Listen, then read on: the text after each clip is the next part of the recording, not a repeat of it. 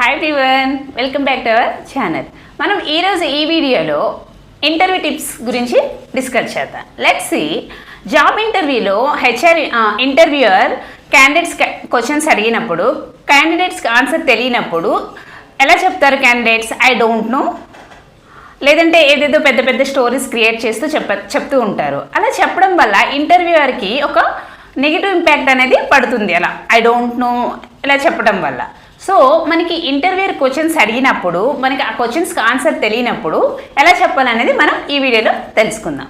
In case మీకు ఆ question అడిగే టైంలో మీకు ఆ క్వశ్చన్ ఆన్సర్ తెలియదు, అలాంటప్పుడు మీరు ఇలా చెప్పొచ్చు, can you more specific, can you elaborate this question for my understanding. లేదనుకోండి, I unable to answer this right now, if I get chance I will come back with appropriate answer. ఇలా చెప్పడం వల్ల ఇంటర్వ్యూయర్కి మనపై ఒక పాజిటివ్ ఇంపాక్ట్ అనేది వస్తుంది.